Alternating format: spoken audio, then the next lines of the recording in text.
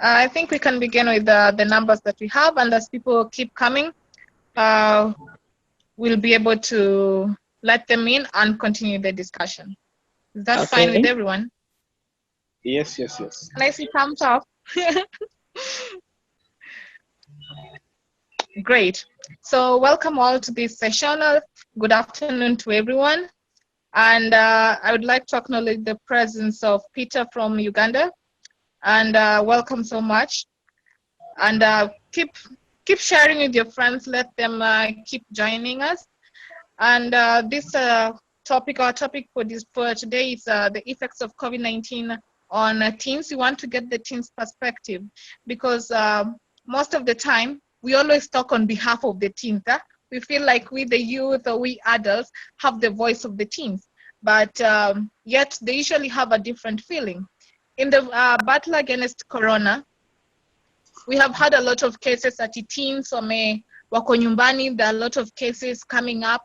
There was an incident where teens were found drinking, and with some young girls too, which is quite sad. But we don't know what is going on in the minds of the teens right now, because they have schooling has stopped all of a sudden. Socially, going out has become an issue. So there's an abrupt change of our living, or there's an abrupt change, like a break from the norm, which is quite sudden. And a lot of things might be going on in our minds or the teens' mind at the same time. Sometimes we might be falling into depression and we don't know, or some of the mental health effects, and we don't know. So it's good to open up and also get a teen's perspective. What is really going on in their minds? How do they feel? And what are some of the challenges that they are facing? Some of the issues have come up. Education has stopped, or learning has stopped. I've seen the government trying to use radio stations, TV stations, but we don't know how effective is it. Is everyone, are all teens, are they able to access those resources? And if not, how are they catching up? Or what are they doing during their free time? And to add on that, teen pregnancies has really risen, and we don't know why. Because we might be talking from speculations, but we really don't know what is the cause. So this is a platform for the teens to speak out and to also share their perspective, to voice out. It's a high time we end the silence of the teens, and we give them a chance. We involve them in the fight against coronavirus. So I would like to pass it on to my co-host.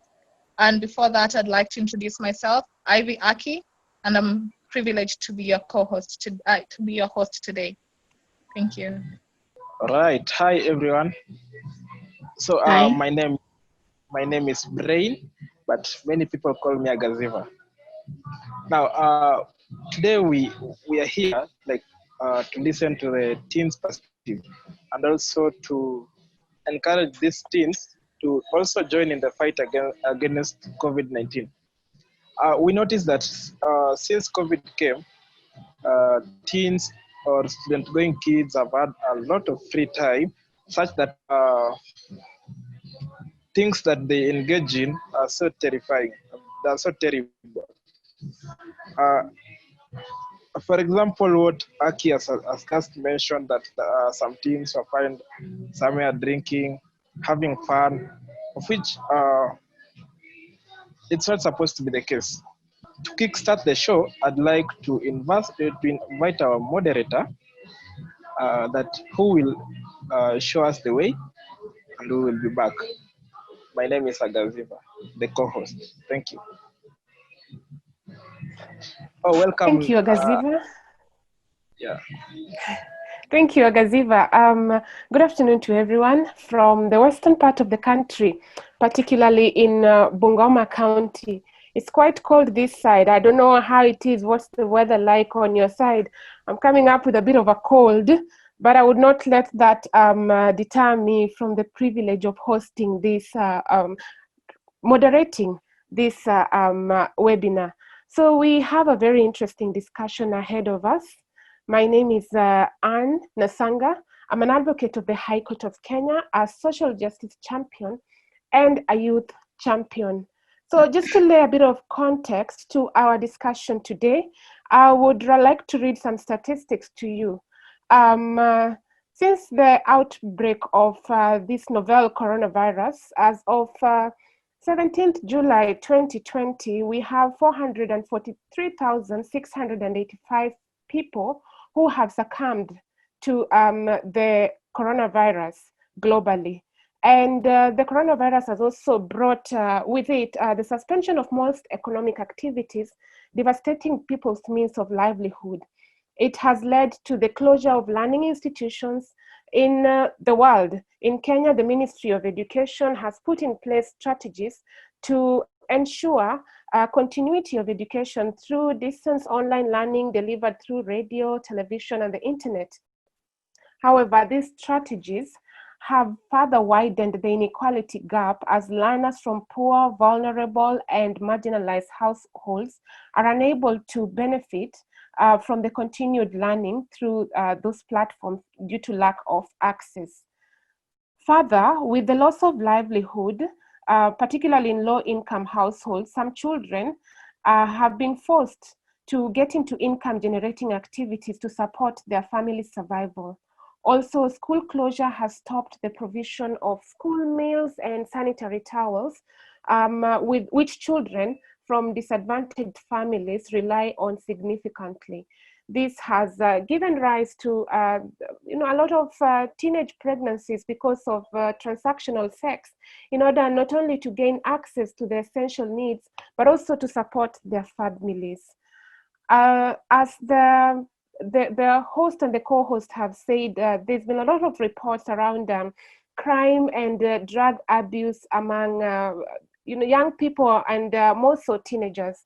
Last month in Homa Bay, we had 38 teenagers who were found in a rented room somewhere engaging in sexual activities and other drug-related activities.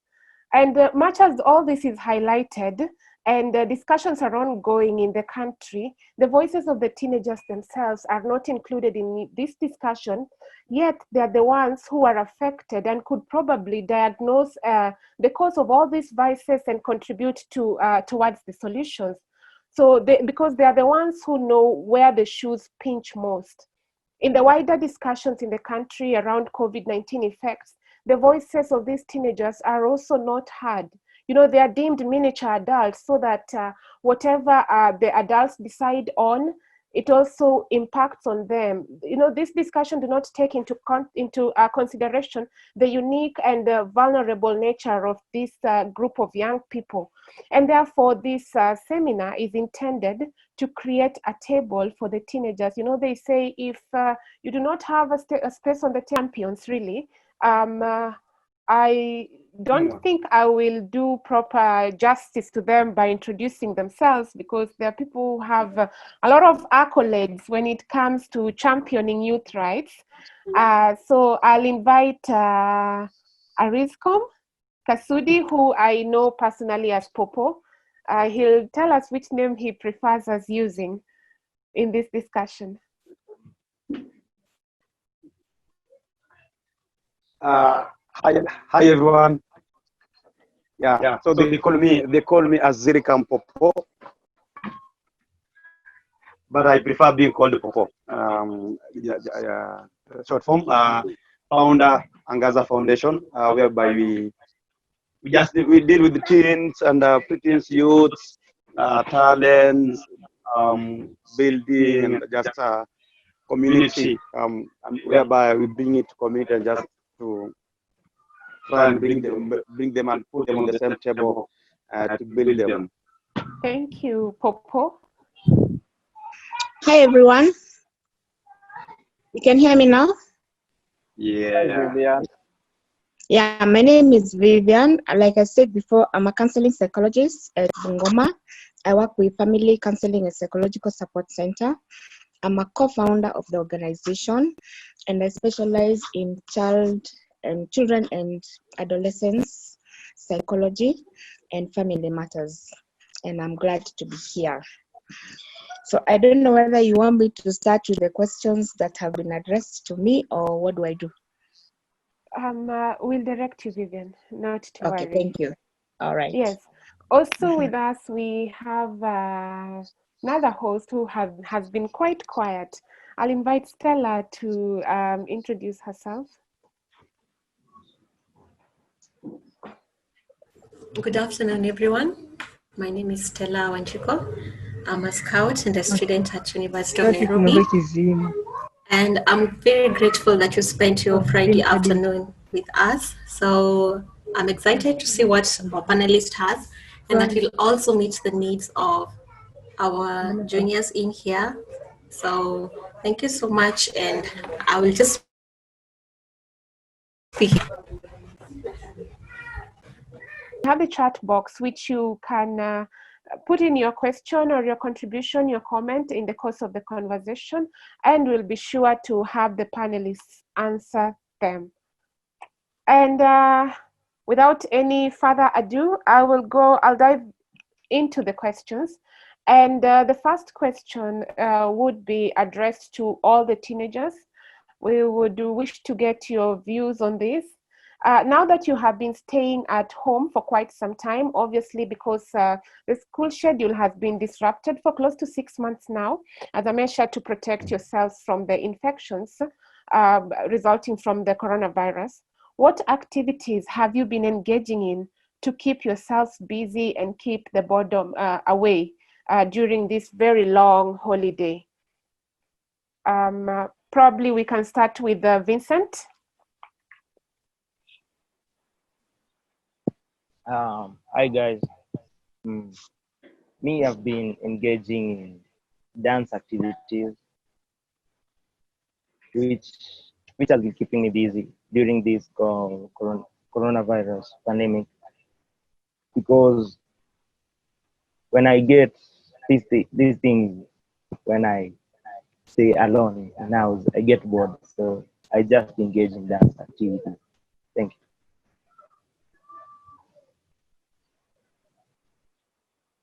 Vivian? Thank you very much. As for me, I'm engaging in mentorship programs, which we are advising the young teens and youths how to stay safe. And I'm also working out on my talent, by going to workouts and all that, so that I can stay safe. Thank you. Thank you, Vivian. Anita? As for me, I've actually been engaging in so many activities just to keep my mind busy and myself going. I've been learning new languages that would help me now in the future. Yeah. I've also been reading a lot of novels to be improving my English and stuff. I've learned some new techniques. Yeah, because during this period, you get to take some time to actually you discover yourself even more and learn that, by the way, I can do this and that and that. So I've been trying out to code, and it's kind of working well. I've also found ways how to grow closer to God. Thank you. Thank you, Anita. And finally, Kibet. Thank you. Myself, I've been engaging myself in various activities. For instance, I've been revising with some friends from the neighborhood. For one day, we may be at my place. The next time, we may be at their friend's place. But whilst doing that, we are observing the regulations of the coronavirus pandemic. Aside from that, I've also been keeping myself busy by doing some house chores and here and there, just to keep myself busy. Also, being a scout, I also, over the weekends, I may go on a hike with my brother. Yeah, it also keeps me busy. And aside from that, I've also been learning new things. For instance, I've tried learning programming and coding. Thank you. Wow, thank you very much. That is really encouraging. You guys are keeping very, very busy and you're engaging in very meaningful activities, from mentorship to revising, to, you know, rediscovering yourself. That is very powerful. And also mentorship programs and, you know, growing your talent. At this point, I would want to narrow down to education, which was brought out by one of you, revising. Now, it is a holiday. We can term this as a holiday until January, but I wouldn't really call it a holiday properly, so-called, because there are some students who are engaging in online classes which their schools are offering.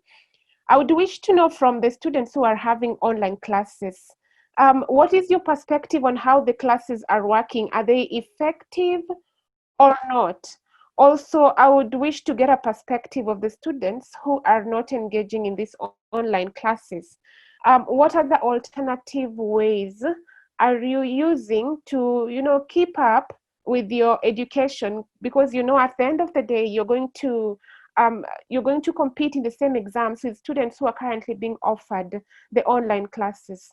I'll leave the floor open for anyone who is, any of the panelists who is engaging in the online classes, just to give us a perspective of how the classes are working. Are they very effective or not? Would you rather they be there or they not be there?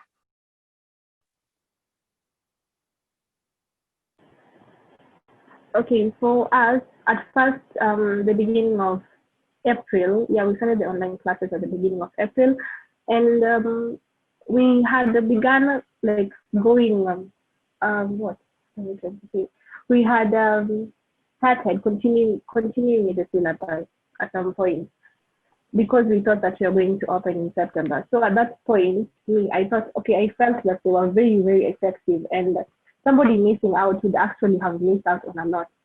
And when Magoha finally announced that we were going to open in January, we began doing revision. So previously, our online classes were taking about 11 hours, and currently they're taking about 4 hours.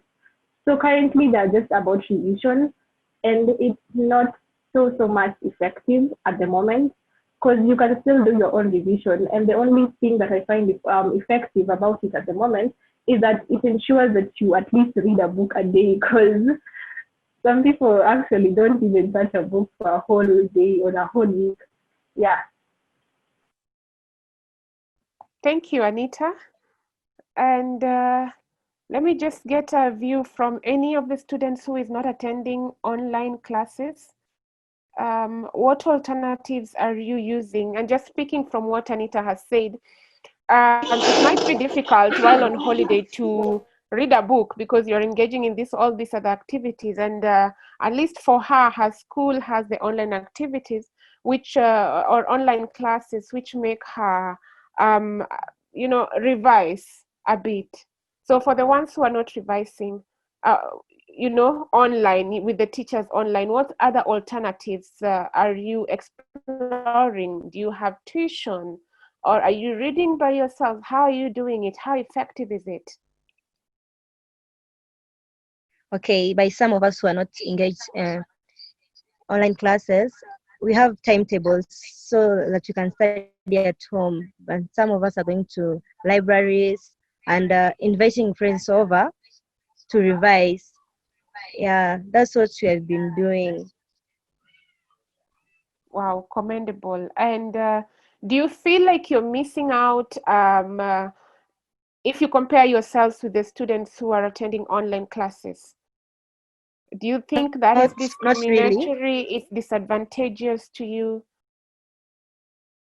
Not really, because I'm engaging in different students from different schools. Now, the moment we're discussing, we are able to understand ourselves. We are able to understand the thing that the child you didn't understand in class from a different person from a different school.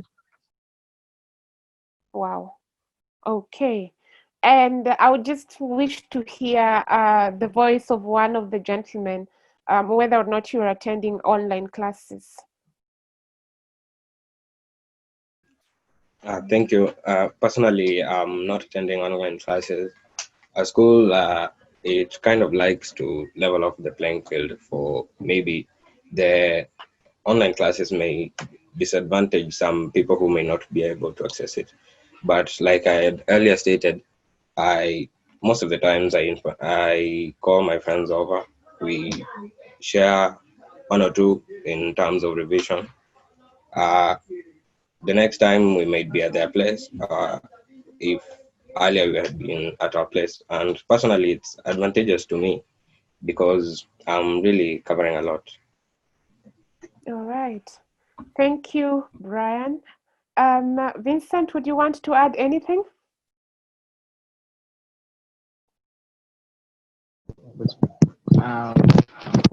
Me, obviously, I've been attending online classes.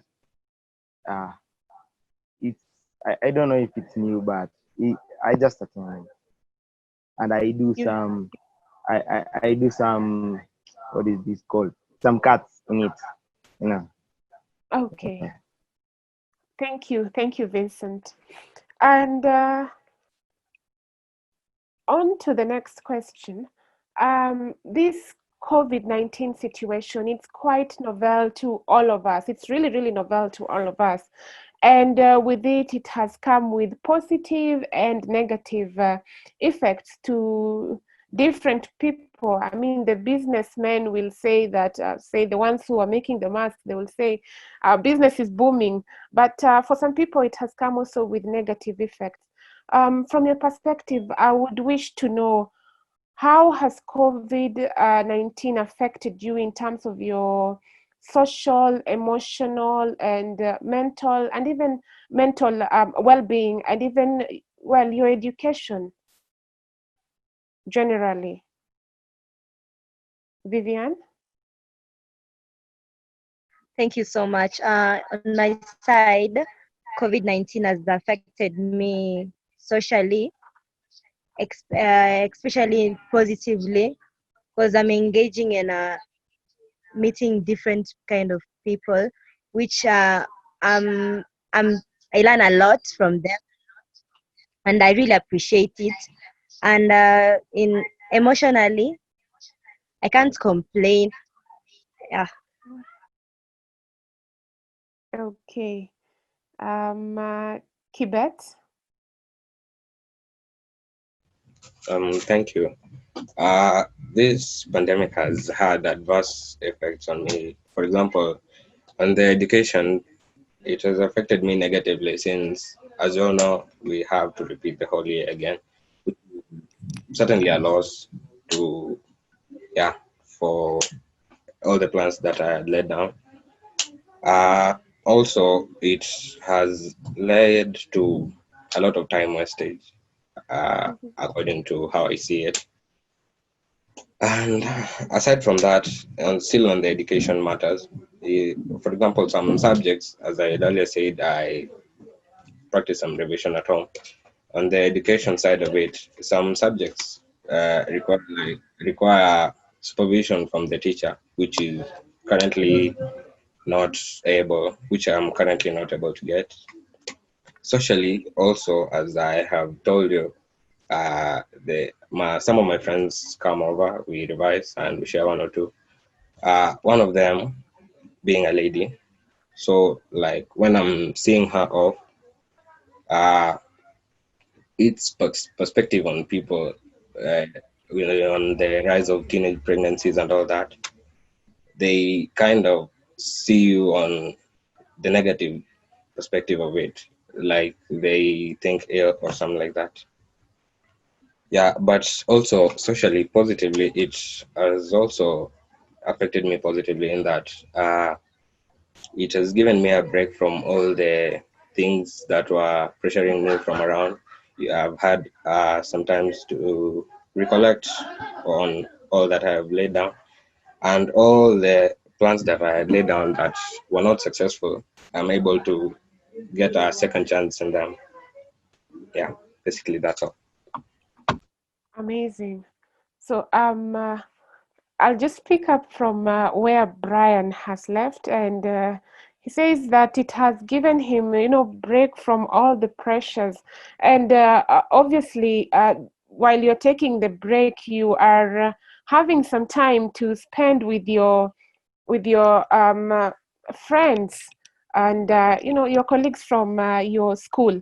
And during this period when we are staying at home and the social distancing has become a norm, and you might not necessarily have the luxury of physical contact with your friends, majority of you. And I believe it could be an assumption that social media has come to become the new norm in terms of maintaining contact. And so I would wish to know, how are you using social media differently? Are there any user-friendly packages that are being offered, aside from definitely chatting with your friends online? Are you using social media differently, and are there any user-friendly packages that are being offered? And Vincent?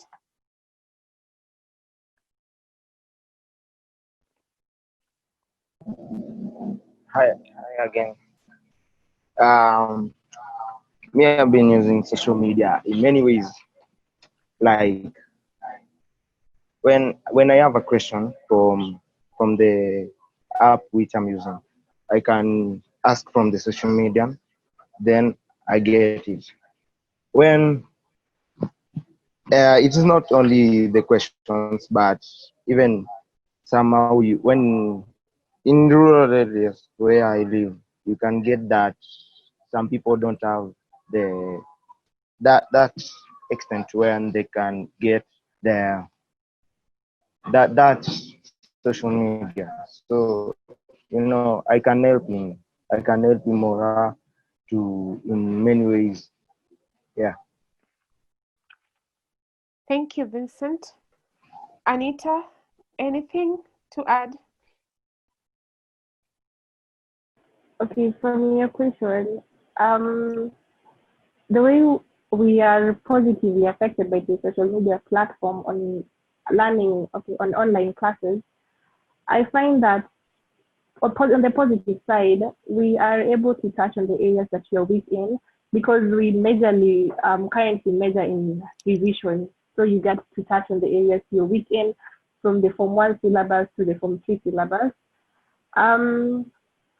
For those, okay, yeah, I think that is it.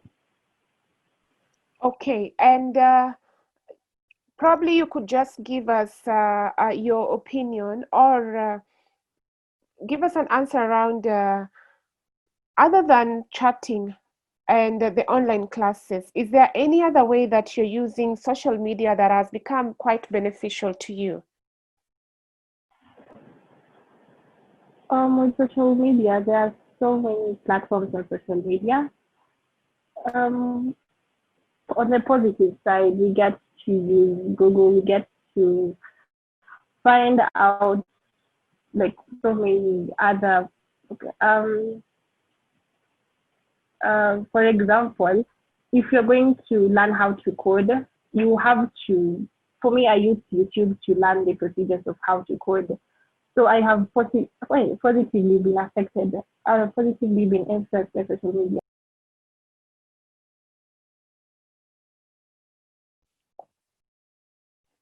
Anita, have you muted your mic, or have we lost your connection? I've muted my mic, I'm done. All right. Okay, thank you, Anita. And it's quite interesting and really, really amazing and encouraging to see that our panelists are really using this time very well to, enrich themselves in different ways. And just aside from that, I would wish to bring in Popo to get to answer us, because we get a lot of media reports that parents and guardians are complaining about the conduct of teenagers while they're at home.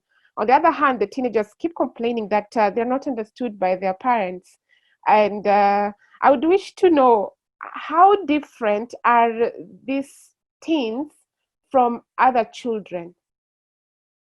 Because you'll find parents say that the other children are okay, but the teenagers are quite rude and they do not listen, and they're just troublesome. You find some parents saying that, I wish schools reopen so we can throw them back to the teachers, which is not in order.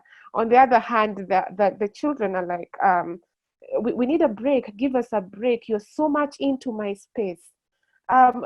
Popo, shed some light on to us on how different these teenagers are from the other children. Thanks a lot. I guess teens are where they're actually trying to discover themselves. They're trying to make their own way. They're trying to discover new stuffs and everything. Whereby children, they are, I mean, we consider them to be still under intense or like 150% care of the parents. Whereby the teens like will find them either in boarding schools. These are the people who can easily make their own decisions without being coerced. And this is whereby we don't even understand. This is where the parents come in, because you are dealing with a person who is trying to discover something for himself or herself. You're dealing with a person, number one, he or she has been able to interact with so many people. Like, for example, when you take teenagers to high schools, this is where they meet different people, different other teenagers from other backgrounds. They come together, different cultures, different backgrounds where they've been brought up. So parents find it difficult to understand them because they haven't been to those shoes. Most of them parents will say, I've been to your shoes and everything.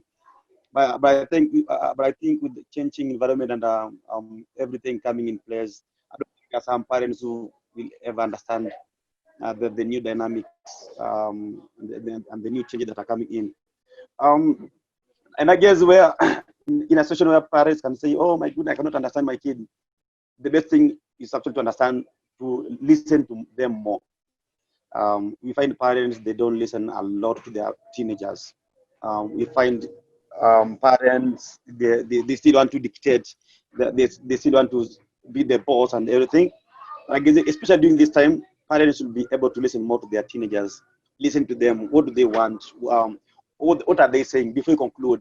Because most parents will just be like, hapana wewe chenye nasema hicho hapana chenye nimesema ndio final. Na teenagers hawataki ile kuambiwa kitu ni final. So if you're telling them something, can you give them the reasons, like waambie ABCD kwa sababu ABCD. Usiambie tu kitu ni mimi ndio nimesema because mimi ndio budako, mimi ndio madhako, inaishi hivyo. Wapendangi hivyo, wanapendanga mahali penye wanakuwa involved even in those decision making. Kwa sababu they discover that it is their life. It is their life at the end of the day, ndio. And most of them utakuwa hapo now. For example, wakitoka wakienda kupati ama kutembelea their friends or sleepovers, hautakuwa. But when you guide them, you listen to them, tell them the reality, usipeleke hivi kombo, just try and understand them and listen to them more and let them talk their minds. Most of them, when they talk, you'll be able to make a conclusion after you've listened to them. So wasikize inatoka poa sana. All right. Thank you, Popo. And just as a follow-up, we live in an African setup, and our realities are that our parents are always right. And it becomes quite difficult, that, like you've just explained, to try and reason out with parents sometimes. And especially also because of the age or the generational gap. The times our parents grew up are quite different from the times that we have grown up, or the teenagers have grown up. And you will find that during our parents' ages, questioning adults or seeking explanation was very difficult. It was unheard of. You know, it was deemed disrespectful. But we are in a scenario where children know their rights more, they are more inquisitive, and when you tell them something, they would need an explanation for that. The parents, on the other hand, would find it quite rude. And so the question would be, how would teenagers approach such instances so that their parents can get to listen to them? Because like you've rightly told us, the parents should get to listen to their children more. But the children have also to come with an approach where their parents would not just shut them out, but listen to them, you know, in the heat of the moment? What should they do? How should they go about it? One of the best things that I've learned even when I'm dealing with the teenagers and the parents is to, especially when as a teenager, when you want to approach a parent, how do you do that? Most of the time, maybe most of the time teenagers wana conclude kwamba madango hizi nisikiza, mabudango hizi nisikiza. But at the end of the day, unapatanga, they are always right. Whatever they say, they're always right. Always right. It's only that actually sisi tunaipatanga from a different perspective as teenagers. And as a teenager, one of the best thing ni usiende na ile mentality kwamba whatever you're going to tell your parent atakata, because at the moment unafanya hivyo, watu ukienda kwake, mind yako tayari ishafungwa kwamba that they won't be able to listen to you. But you may discover our parents are so good when you go to them in the right way. Number one, kuna ile tuanga kunyenyekea, unajua ile kunyenyekea tu, unasema mom, tutakuwa na party the next door, nilikuwa naomba kama inazaenda. Akisema akikubali mpatie reasons, mimi nakataa mpatie reason A B C D, and akikubali pia atakwambia utarudi saa ngapi. The small things that we do when we say as teenagers, akwambia ukisema utarudi by 6, can you be sure that by 6 to go home? Because hiyo pia build that trust between you na mzazi wako. But when you say like something like that, alafu unaenda bash ama unaenda party, and then you are back like 7 or 8, and you're like kulina kubaya, even me as a parent, I won't be able to listen to you next time. So the best thing is freedom comes with responsibility. Once umepata that freedom, ama mzazi amekupatia hiyo, okay, can you utilize it? Make your parent akuamini, so that the next time itakuwa easy for you. Even when you go out, just make a call, and never usiwahi sema tu mzazi wangu hizi nisikiza, because at the end of the day, legally uko bado kwa mkono zao, because hauna ID, I mean hujafikisha age. So even in times malipenyo wamekataa uende place kama maybe they really have a feeling that is not the best place for you to go, don't do it. There's always next time. Wow. Thank you, Popo, for the nuggets of wisdom there. Just to recap on what he has said, he's talking about approaching our parents the right way, and that means respectfully, humbly, and, you know, gaining their trust, so that when they allow you some freedoms, you do not abuse them. And I like what he has said, freedoms come with responsibilities. And also he has said that our parents cannot mislead us. So we have to just respect them. They mean the best for us, even when they say, no, you can't go here, you can't do this. It's for our best interests. They are exercising their parental responsibilities, and they cannot do that to mislead us. Vincent, I saw your hand raised up. Did you have something to add?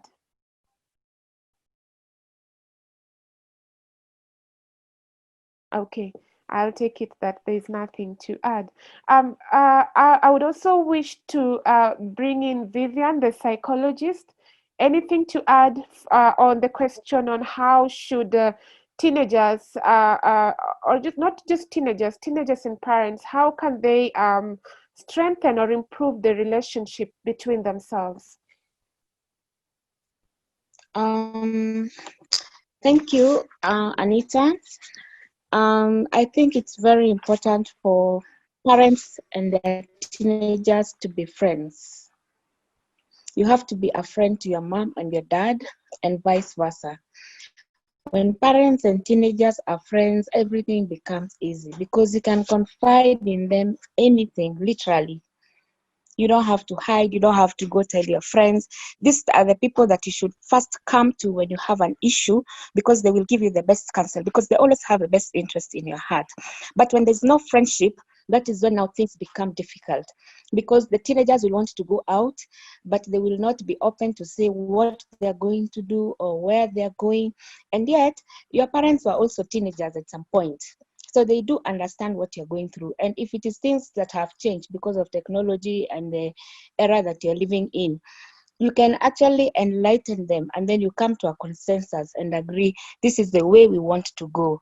Personally, I have my last two children are teenagers. The last born is in Form 1, and the second last is actually going to university. The rest are older. and we have been friends all through. My daughter will tell me when a boy approaches her, and she tells me, what do you think? Look at this boy. Do you think he's good for me? And we start discussing. Hata anaweza niambia, hebu angalia vile ana dress. Yani we just do some silly jokes and we talk about literally everything. Literally. Anaweza kuja niambie, nilichapwa na mwalimu, angalia hapa, niko na kidonda. She can even undress in front of me. That's the kind of friendship that I'm talking about. You are very close to your mom or you are very close to your dad. You can ask them anything. By the time you're going to the peers to get info, you already have the info from your parents, which is correct information. Thank you. Wow, thank you, Vivian. That is very, very beautiful.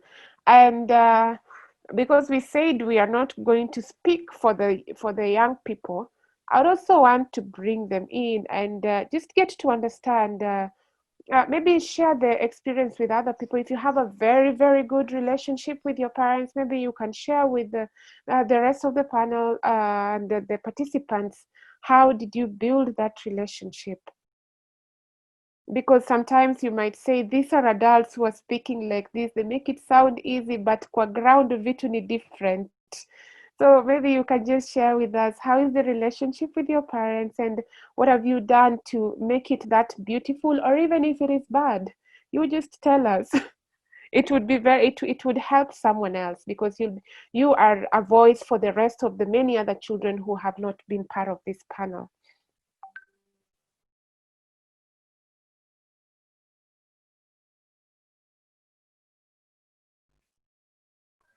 Okay, like as for me, I don't have that strong relationship with my parents. Basically, I talk a lot with my mentors, and the moment that I'm distracted at home, I take advices from them, and it's very difficult for me to argue with my parents. I respect them, although at some point that parents, like they've said, they always see that they are always right. Yeah. So for me, I don't argue with them. I just take my advices from my mentors and control myself over such situations. Thank you. Wow, thank you, Vivian. I like the perspective that you have introduced of alternatives to getting advice from your mentors. That's a very interesting perspective that you have drawn in. Any other of our young panelists who wants to share on that question?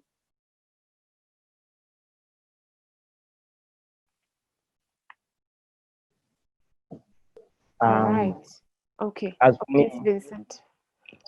As for me, me and my parents, we were not like together in these times. I am in a boarding school, so I don't get time to mingle with them. And when this COVID-19 pandemic started, me and my parents, we are together every day. We are playing, we are talking, not like all that days. Yeah. Okay. Do you find yourself getting into arguments with them, or you just have an okay relationship? Sometimes we argue, it is that pride, when. Okay, thank you. And so I will get now into a very dicey topic, and I would want to put this question to Vivian, our psychologist. Is it appropriate to have relationships and or sex during teenage? And if so, what should be the appropriate age gap between the teenagers and the people they choose to relate with? Thank you, Anita. That's a very controversial question. Very controversial. Given the fact that we come from an African setup whereby Girls are told you have to wait until you get married. Those of us who go to church, we know that you're supposed to keep yourself pure until you get married. But now you have the Western world influence, which is on us, and children are having sex left, right, center. In fact, the other day, last week, they caught some 30-something children in Kakamega. They've been filming pornography for over a month, and it's just crazy. Now, ideally, I think sex is appropriate when you're an adult, when you're over 18, and two consenting adults, depending on your moral status. But as a Christian, as a parent, of course, I'm going to advise you to wait until you get married, but it may not be practical. So I will say for teenagers, it's not advisable. Now, why do I say so?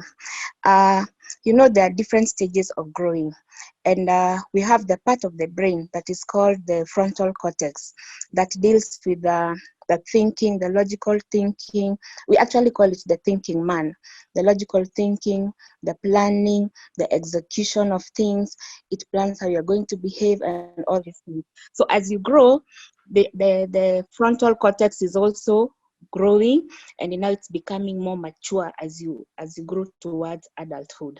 Now, if you start having sex before this part of the brain has matured, what actually happens is the part that it deals with the emotions, it's called the amygdala. That part of the brain that deals with the emotions of all sorts of emotions, including the sexual emotions. When you start having sex at that point, and you know your brain is not fully formed completely, it does not understand. There's a conflict because the way your body feels, kulingana na sexual experience that you have had, when it goes to the brain gets confused because now these feelings, where am I supposed to place them? What can I do about it? And in the process, you find that wanasemanga the flesh is very strong. If you can't control it, too bad. Unakuta now the amygdala is going to actually overrule the brain in terms of logical thinking, because it will be a brain, this thing feels good, why can't I do it, you know? And so that's how you're finding that most of our teenagers are getting lost, too much teenage pregnancy and all these things. So ideally, you need to wait until you mature so that at least you can, when you engage in sex, it's going to be a better experience and you know why you are doing it. I've always wondered, why do teenagers want to have sex and they're still in school? Maybe because they're in the panel. Maybe they can tell us why they need to, by the way. Yeah? That's a very good question. I was going to ask their view. Why do, not necessarily yourselves, but your colleagues, because we know teenagers are engaging in sexual activities.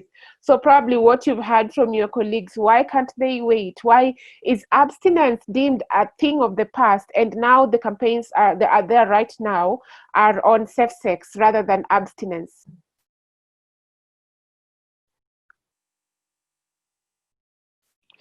Probably I'll repeat my question if it is not very clear. From what you've heard among your colleagues, our minor panelists, why do they feel the urge to have sex before they are, the age of adults or before marriage? Anyone willing to take a go? You can speak on behalf of others, not necessarily you. Yes.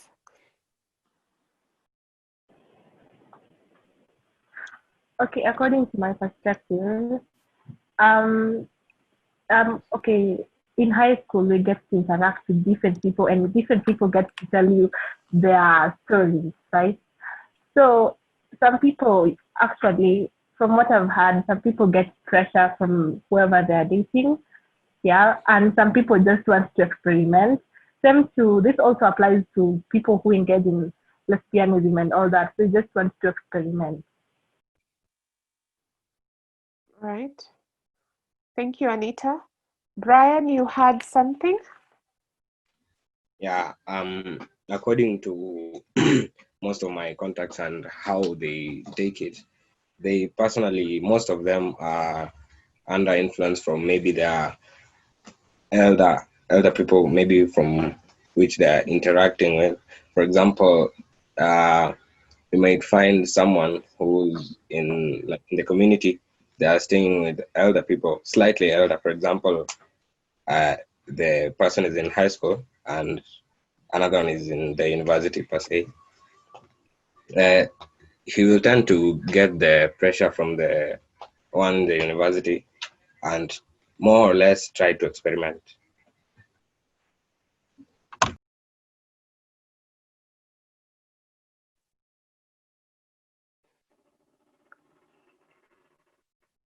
Sorry, I lost my connection for a bit there. Any other thing someone would wish to add as a reason why the younger people decide to engage in early sex?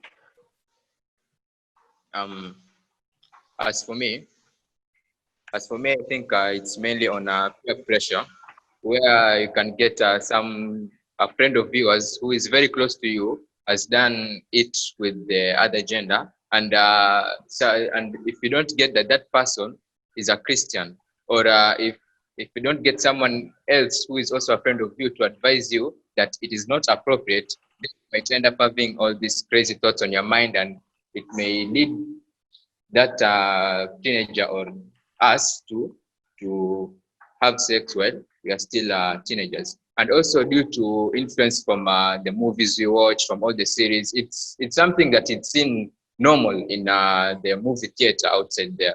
And this has really affected us as teenagers, as I also being a movie watcher and a movie lover. And I've watched too many series and movies and seen that where this thing is really being promoted, and whatever we don't get to know that this thing, that whatever they're doing is just for an act. It may not be true, or it's just for entertainment purposes, and some of them are not even they're not even related, they're not even related. So yeah, it seems normal out there, and these days, huko kitambo ulikuwa unauliza ikifanya hivi waweza pata ukimwi, utapata magonjwa, lakini siku hizi magonjwa ni kidogo bana. Siku hizi hata watu waogopi ukimwi, hawaogopi chochote, ndio maana wanafanya vyote wanapenda. Hilo ni jambo la kusikitisha sana. Labda tu ningependa kujua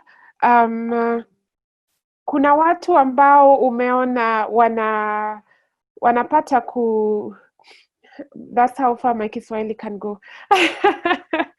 Yeah, so from your experience as young people, are there people who are actually really, really regretting their life choices from the early sexual behavior, early sexual debut?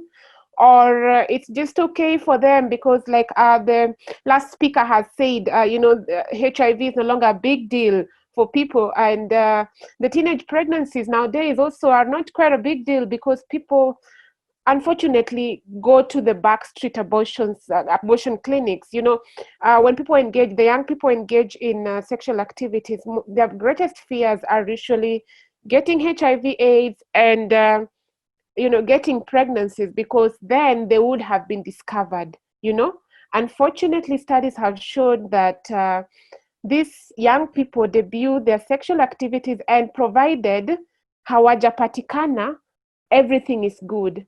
But watapatikana wakati ambapo mimba za mapema zimeanza kuonekana, ama wameanza kukua wagonjwa kwa ajili ya ugonjwa wa ukimwi na magonjwa mengine ya zinaa. Kuna watu ambao wanaona kila kitu iko sawa because they have never been caught. I mean, from your conversations in school, I don't know whether my question is clear. Just raise your hand if I need to repeat it. Yeah, kuna wako ambao wana regret wako.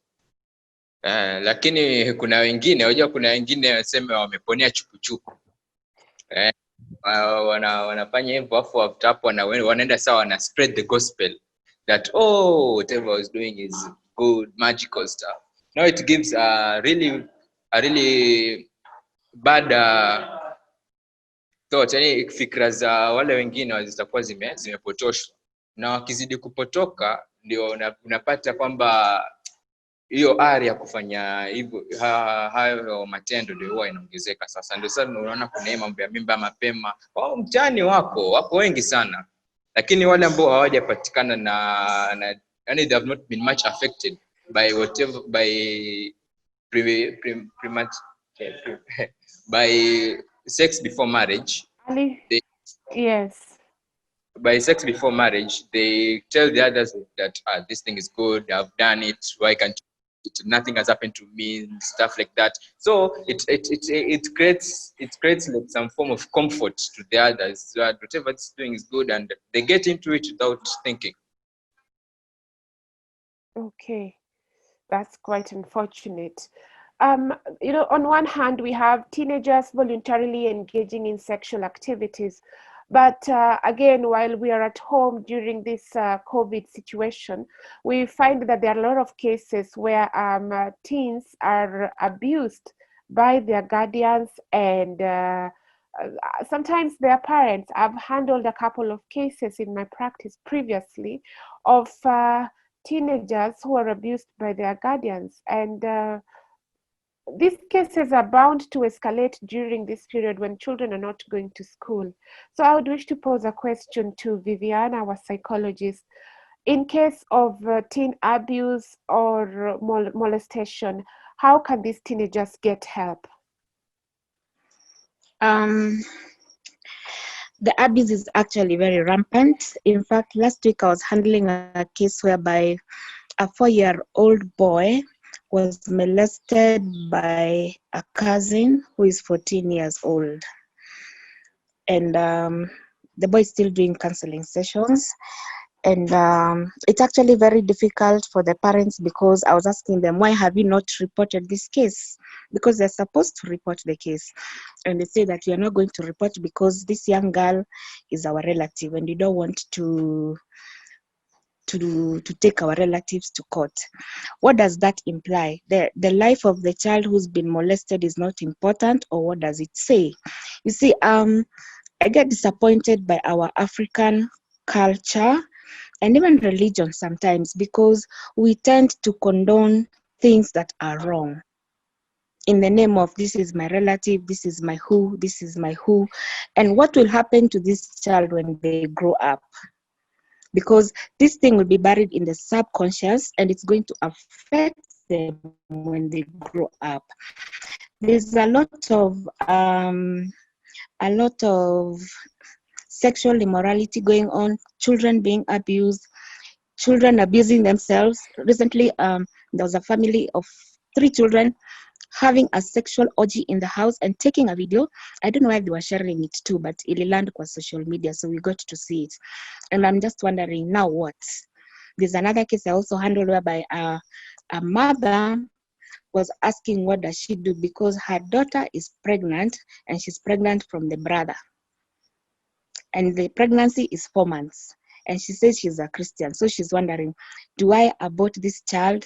If I let this child live, how can I say this is my grandchild and it is my son who has impregnated my daughter? You see how complex these things are? So the best thing would be, you need to get help.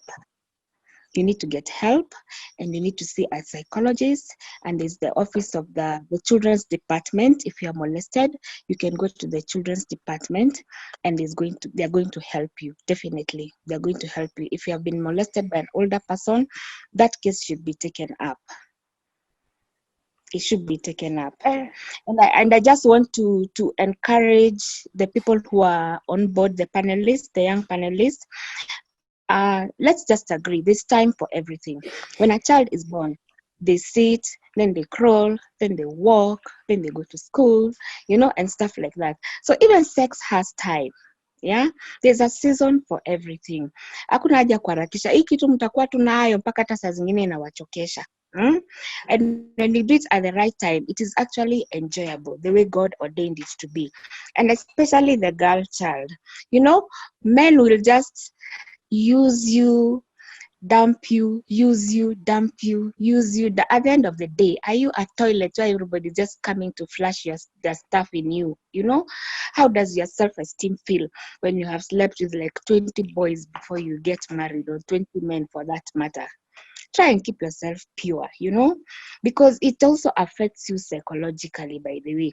Hata inafikanga time sometimes you have no moral authority like to tell your child, keep yourself pure, if you remember all the things that you did, you know.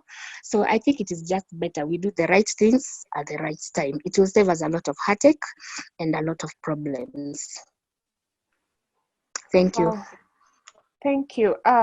Thank you for bringing up the idea of reporting to the children office. It's a very effective office from my practice. I've engaged with that office severally. Aside from that, I would go back to you, Vivian. Aside from that, the children office, are there any other alternatives available for these young people? Especially if the children office is not accessible to them. And also bearing in mind that there are instances once a child is molested, even coming out of that shell and actually speaking out and saying, I have been molested, it's very difficult. It has to take an adult with a keen eye and probably with experience of a psychologist like yourself to get to know that this child is not okay. And we need to bring this child closer and probably speak to them so that they can come out and actually explain what is happening. Because I've handled cases, for instance, where a child has been molested for up to 3 years, and they have been living with guardians and parents in the house, and the guardians have not been able to actually spot that there is a problem with this child. Thank you, Anita. I think as parents, as society, we are failing our children a lot. We are failing our children. Even parents, we are actually failing our children. We don't talk about sex. Sex is a taboo topic in homes. Your children cannot ask you anything about sex. The fathers are not there to talk about it. The mothers are not there to talk about it. And that is why they go to social media, they go to their peers, they do what the movies are saying, they do pornography and all those things. So we are actually to blame. And right now it's a very big challenge, very big challenge. So they can also call the child helpline. I think the number is 111.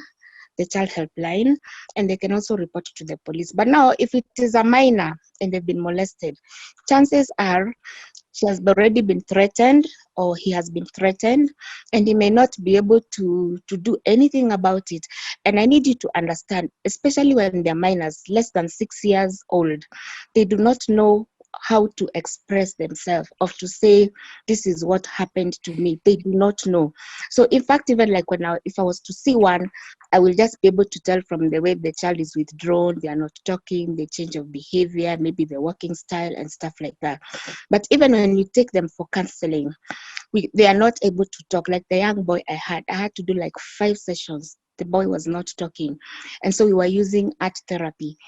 He draws for me a family, he draws for me his friends, his neighbors. From the art therapy, I was able to pick where he is at and who molested him. And after the 4th session is when he said, I can tell you what happened to me, but don't tell anyone. Natakwambia tu briefly, because the attention span is like 20 minutes. Huyu mtu aliingiza kitu yake kwangu. Alafu anafanya like she's disgusted or something, and then you unaenda naye pole pole. You will find like children who are molested up to maybe the time they're teenagers, they are so bitter, they are so hurt, they don't know what to do, and sometimes they will not talk. There's a girl we had who was coming for counseling, and 5 sessions she's not talking, and the father pays, he drops her, he pays the fee, he goes with her, haongei, hafungui mdomo, akiingia hapo atasema hi na ameenda. And guess what, the father told her, if you open your mouth, by the time you are going back, I will kill you, and you will not go for another session, you will not live to tell anything. It was the father who was molesting her. How do you help such a child? You see how difficult it is? Because even in Kenya, I know, Anita, you are aware, we do not have enough safe homes to take these children. We don't have enough safe homes to take these children, so that when they're being threatened, we can remove them from the home environment whereby they are being molested, to give them protection. It is actually a very big challenge, but you just do the best that you can. Talk to somebody, a grown-up who can assist you. Call the child helpline, go to the child department, report to the police. Just try and find a way, whichever way. Thank you. Thank you, Vivian. I will shift gears a bit as we draw to a close. And just before then, probably I'll go back to you, Vivian, and ask, as among the lawyers, we have we usually offer pro bono services. Do you have a body of psychologists, for instance, who offer free services? Because psychological counseling services can be quite expensive.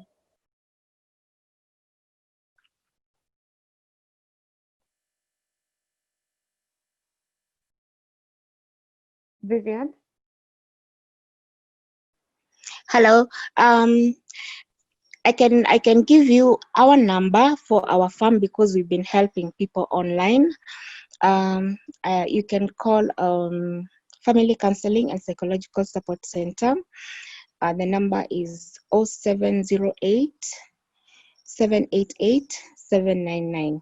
Now, the other counselors, you would have to just talk to them, because apparently pro bono is not a thing for everybody.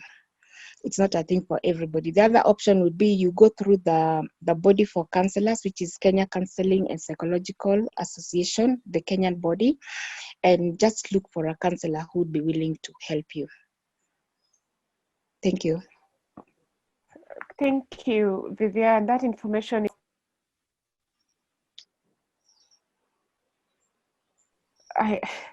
I'm saying Sorry. this information is very useful. Thank you.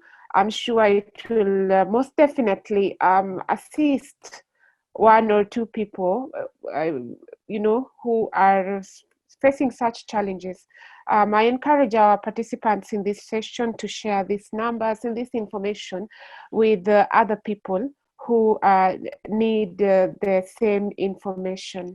And as I said earlier, as we draw to a close, I would want to go back to our young panelists and ask whether you have any skills that you have used in the past that have helped you to manage life changes, and also just manage your emotions, because human beings are very social creatures, and this time we find ourselves confined in houses, and it almost feels like a prison.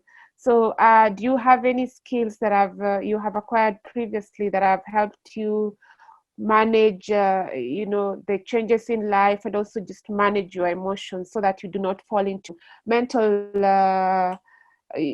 health challenges or depression? I would wish that you share this, how you manage your emotions and all those things, for the benefit of the rest of your colleagues who are also staying at home but have not had the chance to be in this panel today.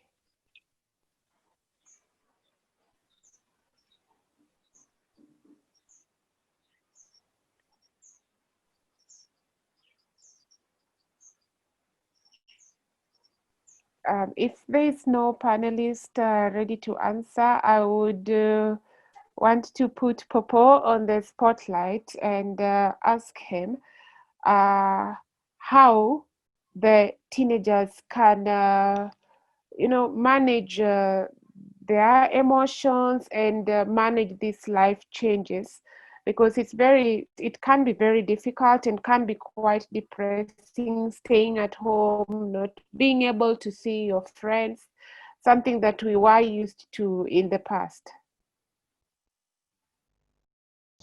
Do a dance, post. I mean, let everything that to mind yako. How can I work today equal different from yesterday? How can I put myself busy more than yesterday.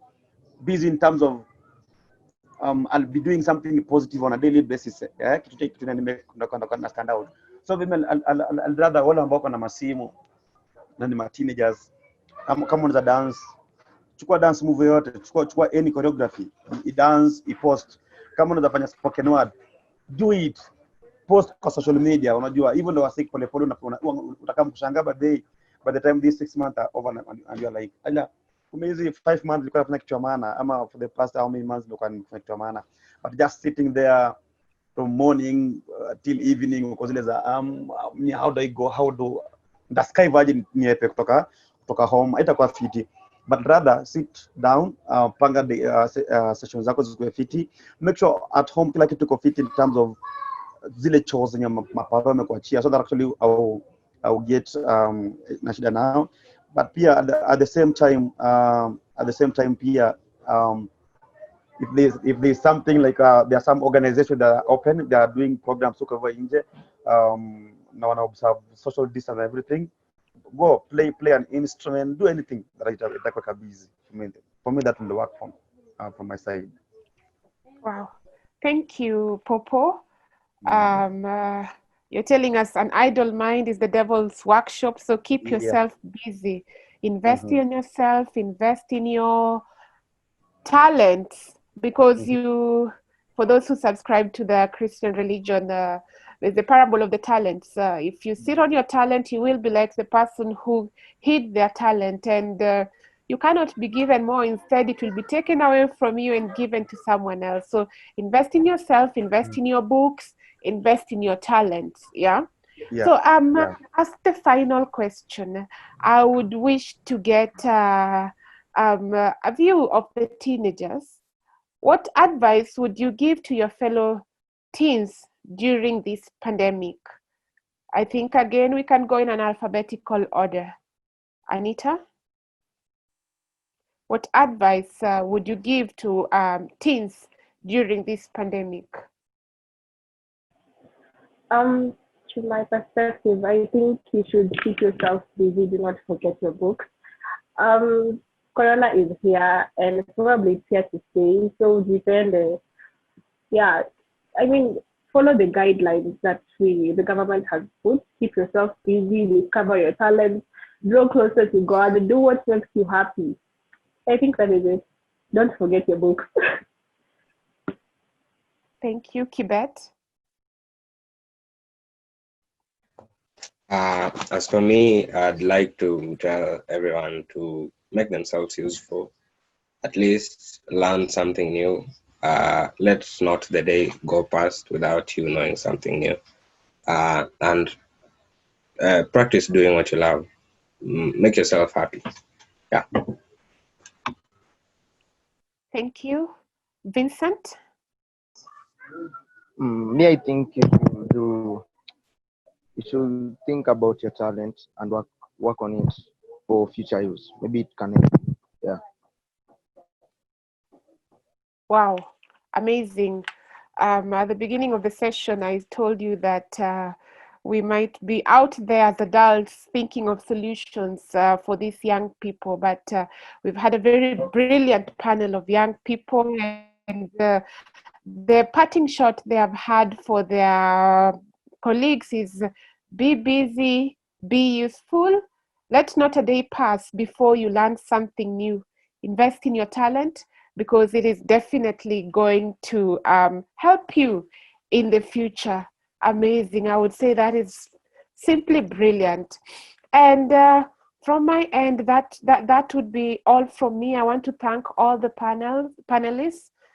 These have been very rich discussions, and had it not been because of time, I think we would have continued with these discussions, because they were just getting really, really exciting. So I would wish to hand this over to the host, Ivy, probably to take us through the questions in the chat, and any of the panelists who has been directed to the question or is feeling comfortable to answer the question can proceed and answer the question. Ivy, will you read the question for us, please? Thank you so much to our panelists and our moderator. for that insightful discussion that we have had. I've learned a lot personally.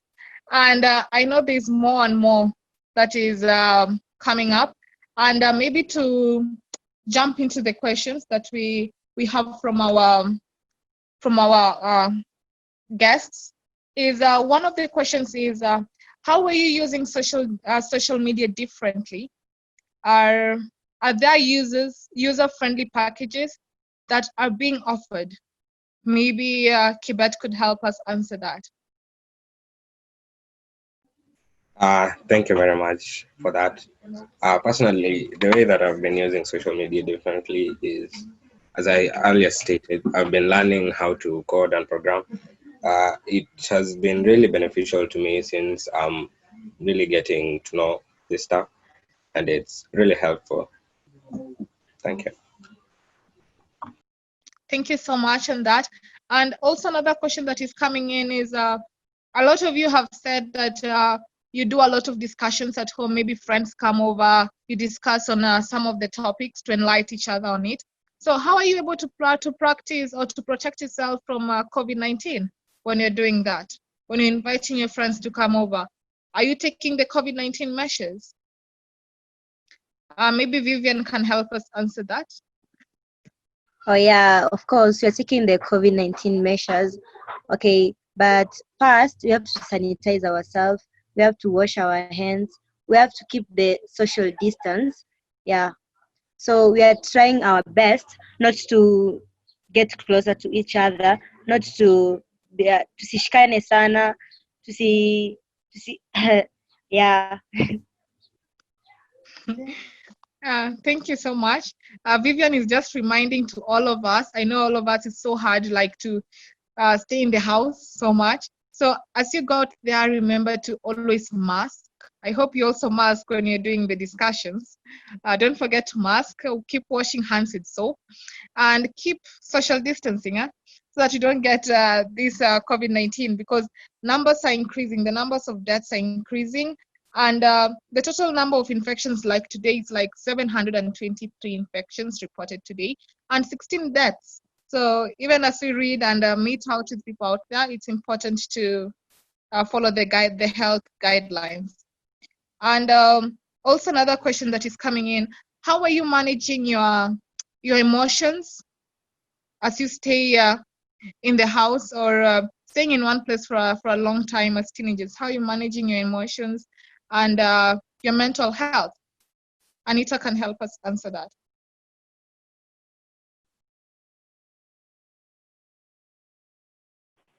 Okay, on how we are managing our emotions and mental health, we get to talk to our friends. Personally, I talk with my friends a lot. I listen to music. I write my problems down. I usually venture into poetry, and spoken word writing. So that is how I get to express myself. And in some ways, I get to talk about my problems. Yeah. Thank you so much. So I'm seeing on the chat, someone has also said, keep talking to people.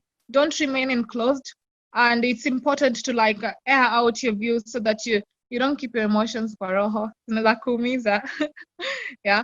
And another question that is coming up, I think I'll post this to Popo.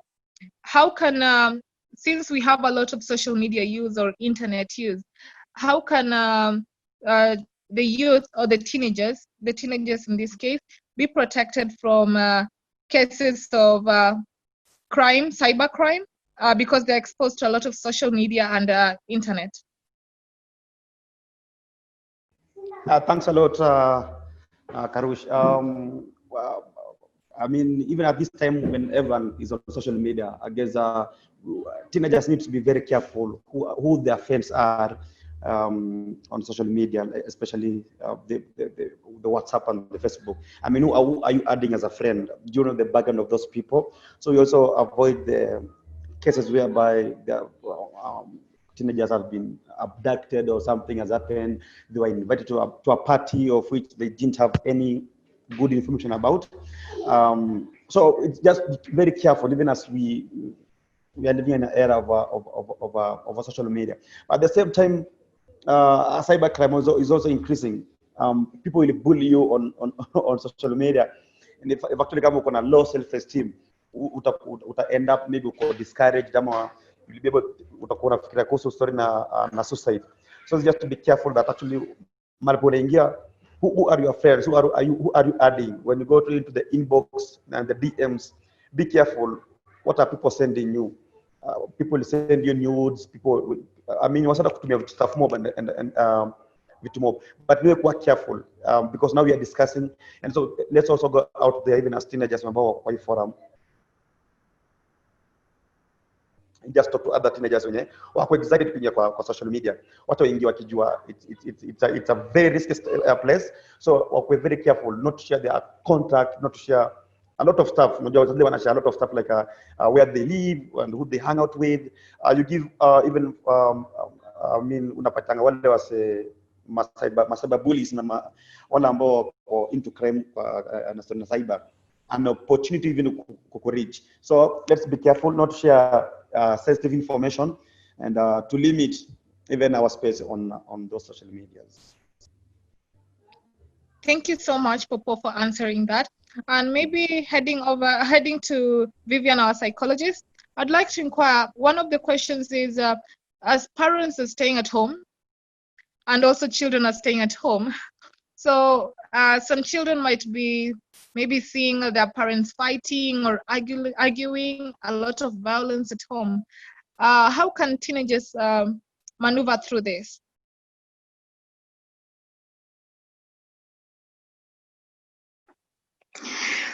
Wow, difficult question.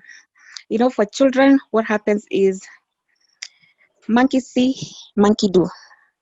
So when their parents fight, that's the same way they're going to handle conflict in future, or even from the word go. They become rebellious, they're the bullies in school and all that. I think they just need to talk to somebody who can listen to them and see whether they can get peace in the family through maybe a relative, an uncle, an auntie, or a family friend who can assist the parents. Maybe just talk to them so that they don't fight in the presence of the children. That would help. Alternatively, if it is also affecting them, they can talk to a counselor. I've given our number there. If you feel like you're feeling stressed, your parents are fighting, just call. We can listen to you. We can hear you out. And pray. I think prayers also work. You can also pray. Yeah. Thank you. Thank you so much.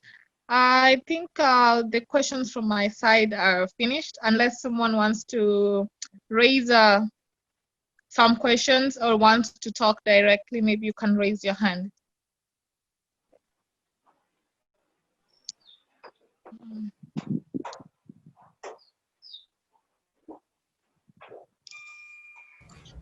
Hello. I couldn't locate. Hi everyone. I have a question that I would love to direct to Popo. Is there any reason why that some teenagers are affiliated to crimes, or are there reasons that could be underlying such that some of them want to be rebellious, want to steal, want to do drugs, or is it something that has no reason to it? Thanks a lot. From what I've been able to learn these few years, I've been able to work with the teenagers. Most of them, they do that as a peer pressure. They started as a peer pressure, and then it goes on and on and on.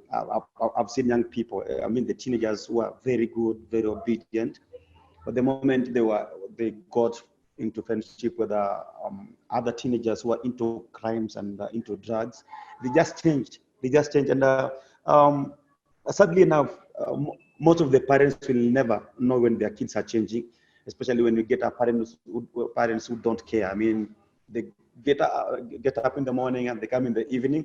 They don't know who their teenagers are hanging out with during the day. So our jali, most of the time nimegundua ni story na peer pressure, because umecheki msee mwingine aking'ara kiatu kali pia unataka kung'ara kiatu kama hiyo, unajua. So ina go on and there's a girl who was actually lured into crime at the incubator just because her girlfriends walikuwa machali wao walikuwa ni madingo, walikuwa ni wezi. So in that process, wananga, udem anangara. So what can I do? So she ended up in she was only 16. So napatanga ni ile peer pressure. And then kuna wale ambao wanajangana wanasema I'm not worth. Najua wanajangana wanasema mimi siwezi. So what do I do? Let me just try and fit into those shoes. So unapata pia story na self esteem. Mtu anasema self esteem ni watu hii, but self esteem actually pia affect my teenagers because hiyo ni kama driving force. Una feel uko rejected by place, so you do anything to fit into that gap.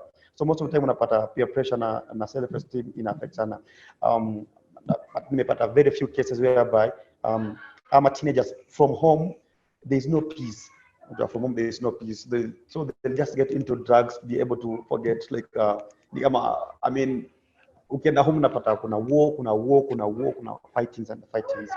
So at the end of the day, teenager anataka kufit. I mean, ataka kwenda home apate hizo vita. And when kuna swali muulizwa hapa, most of the time tuna stay na wazazi ambao wako very violent. Na mtu ataishtua akiwa violent. So kuna wale ambao they just resort into drugs na vitu hizo and into the crimes. Unapata hata wale watu saizi wanaibia watu hii. I mean wale watu saizi wanaibia mtaani. Ni mtu wa class 7, class 8, form 1, form 2. Si ule mtu wa tunasema ati msem bigger. I mean they just like 12, 13, 14, 15 years of age ndio wako into crimes. Reason they want to get good shoes, good clothes, and then on hizo drugs, and then they fit into the society and into the groups. So we just need to be careful. Wanavyokaribisha watu wetu itakuwa very good. Thank you so much. Any last question before we close?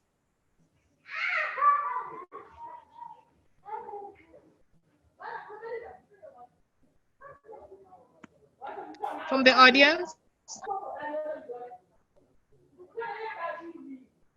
Or any contribution, any addition to the conversation? I have an addition. Okay, proceed. Mimi niseme tu ni environment or the childhood wenye mtu amekuwa nayo. Me, as for me, I've been an introvert all my life. Nikipiga stories kuhusu my childhood mpaka venye nimekuwa venye najijua mimi ni introvert. Someone who like goes out much or does stuff that other people do. I like keeping to myself and analyzing things in a scientific or mathematical manner. Those kind of people. So kwangu mimi it things may apply, but once I look around, then I ask myself, then why does my friend do something like this, or why does someone do something like this? I say, okay, maybe it's because of the parent. But when I look at the parent, the parent has raised this child in a very good way. They're in a Christian home. They go to church every Sabbath. They do things. But looking at the child, reflecting to the parent, I see there's a very huge difference. Then I realize that as these people maybe grew up, or when we grew up together, they like wanted to be cool. Let's say they wanted to be cool. See, so this out here, people like cool people, not people like me. People like me are not like women people. You don't get invited to many parties because you are introverts. But people who are cool get invited to parties. They go to sleepovers. They do things as corporate people. And I can say that many things happen when many people come together. Like when different communities come together, they after some time there will be misunderstanding. But when they're of the same group, then there will be less misunderstanding. So when these people from different personalities come together, then this one shares his personality, that one shares his personality. Then when my friend analyzes amongst all her friends or his friends, he says that maybe this guy looks cool and he wants to imitate that person. And if that person is a thief or is into drugs, or is into premarital sex, then that will highly likely be that person's behavior. But as for me, I'm like the other guy said, he learns to code. I like knowledge, so I sat down and said, what do I want to know today? And I sat down and said, okay, let me learn to code. I started that since last year, and I've been doing it. It's a continuous process. So people are different. Watu tofauti na pasina background yako penye unatoka na pia ina matter. Yeah, because pia waweza ambia mtu learn how to code. Where does that person start? He must also have that idea that, oh, there's something called programming in this app, and I can do it. Something that I can do. Or can tell someone, okay, get into sports. Wake up daily. Go run. Go jog around the road. And if that person comes from the ghetto, sema we nitoke hapa niamue kukimbia just for 20 minutes through the alley, hey, utashtukizia umepigwa ngeta hapo katikati, unaona? Or unaweza patana na wavutaji bangi, sija nikasikia unaweza patana na wavutaji bangi hapo, share kashada kiasi shakuti. So inaweza pia ina depend na the environment and the childhood background. Thank you so much, Joseph, for those insights. It's true what you have said, and maybe what if we could wind up. I'd just like to add the teens to take it slow also to the parents. Right now, during the pandemic, some parents have lost their employment. A lot of parents may be unemployed, and we might want some things which is maybe hard for the parents to afford right now. Sometimes it's easier to understand also the parent's perspective. Because if a parent can afford something, they'll definitely give it to you. But if times are hard, it's also important to understand. And that build that relationship with parents too, which is also good. And this is the perfect time to do this because everyone is at home. So take advantage of this time to know your parents better and also to get to understand them, both sides, and it will be good. Yes, you'd like to say something, Popo? Just even as we wind up, I want to say thank you so much even for the teenagers who've been able to come to the program. I mean to the session. My wish will be they can go also out there and just share whatever they've been able to hear from this discussion. It will be awesome to build the relationship between them and the parents. At the same time, if they can also be the good ambassadors even to our other teenagers out there. There are so many who are struggling. There are teenagers who really want to commit suicide because they see everything to be going negative against them. As you've said, we should be able to understand our parents during this pandemic. Things zimeenda and even to our girls, I would love to say that there are 4 days in a month whereby you will really want to have sex. The challenge is for you to know that those 4 days, they are very child friendly. And the same thing to boys, there'll be 4 minutes every month where you will really not want to have sex. And the challenge is how to trace those 4 minutes.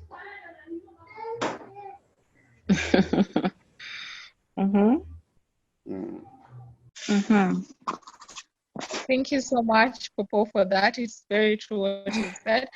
And just to close from my side, I would like to say thank you for everyone who has participated. The discussion has really been amazing and a lot of insights and learning. Thank you so much to our panelists and also to our young ones, to our minors. They're not really minors, they're teenagers. Thank you so much for your insights. And it's very crucial, or it's very important what you have said. Let's all put that into consideration and let's guide them through this stage. It's a very delicate stage, and it will be good when they come out of the adolescent stage in victory and in the right way.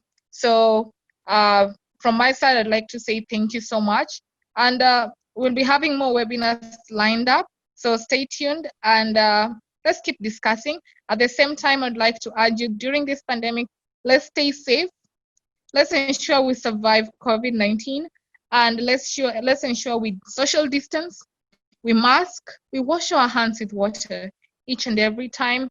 And as it's not easy, let's not ignore our feelings, because it might end up affecting us mentally. And also do a lot of activities. Eat healthy.